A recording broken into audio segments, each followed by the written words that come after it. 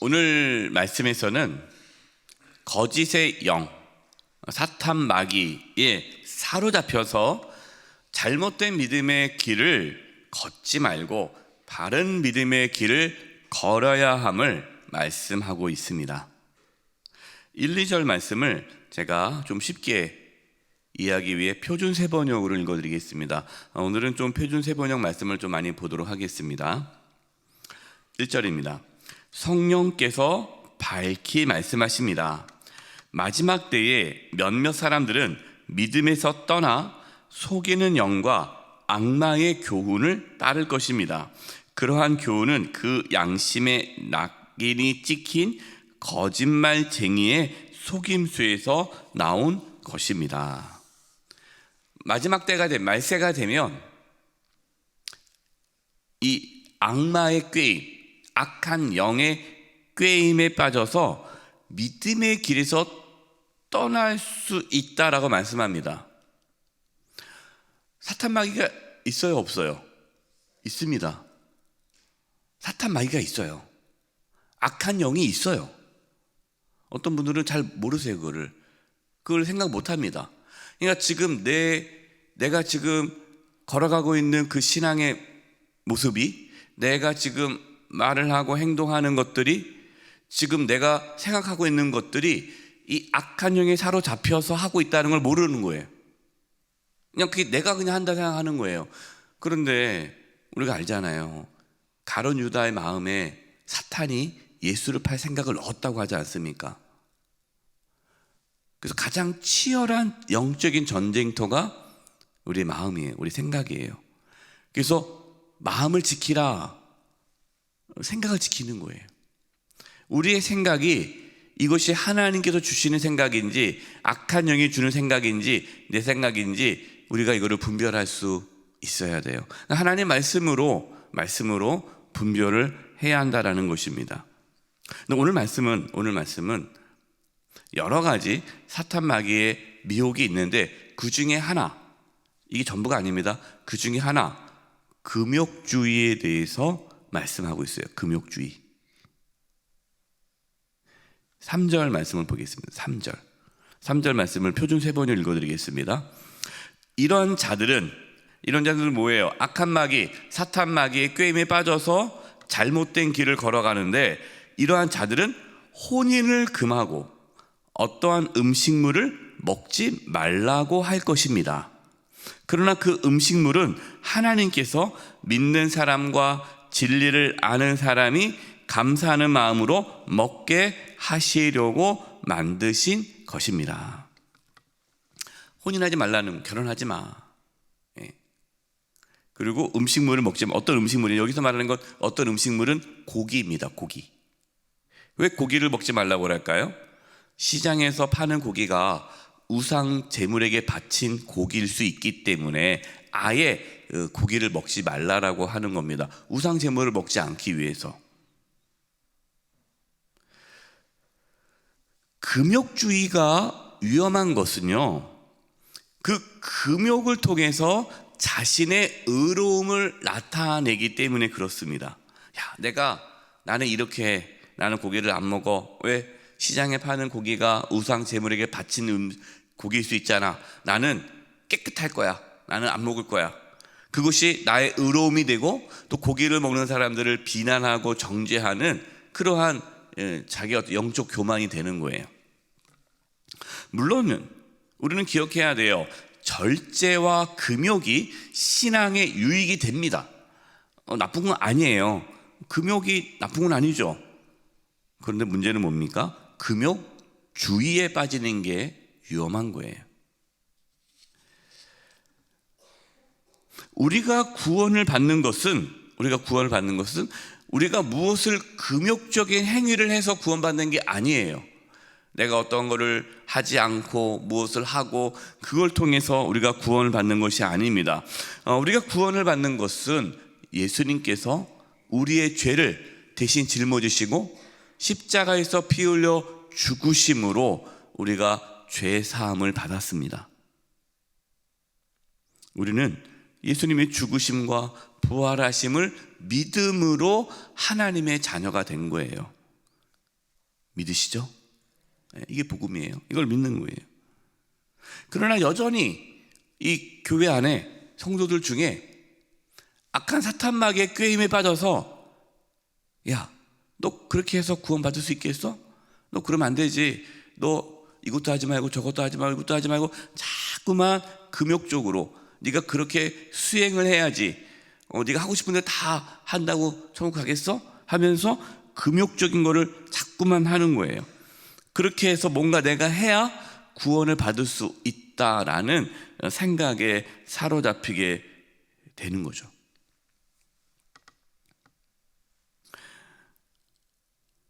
우리는 균형이 중요합니다. 구원파처럼, 어제 수요 사경에서 말씀을 드렸는데, 구원파처럼 나는 구원 받았으니까 이제 내 마음대로 살아도 돼, 이것도 사탄의 꾀임이고, 또 반대로 야, 네가 그렇게 해서 구원받을 수 있겠어? 이렇게 해야지 저렇게 해야지 하면서 뭔가 금욕을 함으로써 내가 천국에 갈 수 있다라는 생각을 넣어주는 것도 사탄의 꾀임이라는 거예요. 극단적인 게 다 사탄의 꾀임이에요. 그래서 어제 수요 상영회에서는 방탕함, 내가 구원받았어라는 어떤 자유함이 또 방종으로 흘러가는 것이 사탄의 또 계략이고, 또 그 반대로 또 금욕적인 걸 통해서 내가 구원을 이룰 수 있다고 생각하는 이런 분들의 특징은, 이 금욕주의로 빠져 있는 신앙의 특징은요, 다른 사람을 쉽게 정죄합니다. 판단해요. 그리고 뭐가 있어요? 기쁨과 자유함이 없어요. 즐거움이 없어요. 늘 뭔가 불안하고 그런 게 있는 거예요. 이렇게 상담을 하다 보면 성도님들 중에 적지 않은 분들이 목사님 저 천국 못 갈 것 같아요 라고 얘기해요. 그래서 왜요? 물어보면 예수님을 믿지 않아서가 아니라 제가 하나님을 위해서 한 게 별로 없어요. 하나님을 위해서 한 게 없어서 천국 못 갈 것 같아요. 뭐 헌금 생활도 제대로 못하고 교회 봉사도 못하고, 직장 다니니까 또 어려우니까 일을 안 할 수가 없는 거예요. 가끔 주일에도 나가서 일을 해야 되는 거예요. 그러니까 내가 이렇게 그냥 겨우 주일 성수 할까 말까 하고, 뭐 교회 봉사조차는 생각지도 못하고, 정말 힘들게 하루하루 먹고 살기 힘드니까 헌금 생활도 많이 못하고, 그래서 제가 생각하기에는 천국 못 갈 것 같다는 거예요. 그분은 천국의 기준이 뭡니까? 내가 무엇을 해야만, 그래도 하나님한테 뭔가 내가 뭐 해야만, 하나님께 감동을 줘야만 천국에 갈 수 있다라는 생각을 갖는 거죠. 이것이 사탄이 주는 마음인 거죠. 꾀임인 거예요. 십자가를 바라보지 않는 거죠. 예수님을 바라보지 못하게 하는 거죠. 예수님의 죽으심과 부활을 바라보지 못하고 자기를 바라보게 하는 거예요. 이것이 사탄의 꾀임이다. 4절과 5절입니다. 4절과 5절. 하나님께서 지으신 모든 것이 선함에 감사함으로 받으면 버릴 것이 없나니 하나님의 말씀과 기도로 거룩하여 짐이라. 그러니까 모든 것이 다 선하다는 거죠. 사탄마귀는 이원론적인 신앙을 줍니다. 이원론적인 신앙. 이원론적인 신앙이 뭡니까? 이거는 선하고 이건 악한 거야. 쉽게 교회에서 일하는 교회 일은 선한 거고 밖에서 일하는 세상 일은 악한 거야. 이렇게 생각하는 거죠. 이원론적인. 근데 이 이원론적인 신앙은 사탄이 주는 마음이에요. 모든 것이 다 선하다는 것입니다. 그 말은 뭐예요? 모든 것이 다 선하다는 말은 반대로 모든 것이 다 악할 수도 있다라는 거예요. 그러니까 교회에서 일하는 것이 선하잖아요. 그런데 그것이 또 악할 수도 있는 거예요. 세상 일이 악해 보이잖아요. 하지만 내가 세상에서 어떻게 일을 하느냐에 따라서 그 세상 일이 선할 수도 있는 거죠. 중요한 것은 뭐냐? 이 일이 선하냐 악하냐, 그것보다 더 앞서 중요한 것은 말씀과 기도로 거룩해지는 거예요. 이게 뭡니까? 하나님 말씀과 기도로 하나님과의 관계가 회복될 때에 우리가 하는 모든 것이 선하게 되는 거예요. 그러니까 그 일 자체가 선하냐 악하냐가 아니라 내가 지금 하나님과 친밀한 관계 속에서 하나님의 사랑 안에서 그 일을 하면 그 일은 거룩한 일이 되는 거예요. 그러나 하나님과의 관계 속에서 그 일을 하지 않으면 그 일이 아무리 거룩한 일처럼 보여도 그 일은 거룩하지가 않은 거예요. 목회자가 하나님과 관계 속에서 목회를 하면 그 목회는 거룩하지만 하나님과 관계가 깨어진 상태에서 목회를 하면 그것은 자신의 어떠한 이익을 취하기 위한 이단 사이비와 같은 일이 되는 거죠. 지금 그 말씀을 하는 거예요. 그래서 6절 말씀입니다. 6절 말씀을 표준 세번역으로 읽어드리겠습니다. 표준 세번역으로. 그대가 이러한 교훈으로, 이런 교훈이 뭐예요? 그러니까 이러한 이원론적인 생각이 잘못됐다, 또 금욕주의가 잘못됐다, 이러한 것을 바른 신앙을 가르쳐주는 거죠. 바른 신앙으로 형제 자매를 깨우치면, 형제 자매를 깨닫게 해주면 그대는 믿음의 말씀과 그대가 지금까지 쫓아온 좋은 교훈으로 양육을 받아서 그리스도 예수의 좋은 일꾼이 될 것입니다. 예수님의 좋은 일꾼은 저절로 만들어지지 않는다라는 거예요. 하나님의 말씀을 바르게 양육받아야 된다는 겁니다. 끊임없이 하나님의 말씀을 배우고 깨우치게 될 때에 비로소 예수 그리스도의 좋은 일꾼이 된다는 거예요. 구원은 예수 그리스도를 믿음으로 이루어지죠.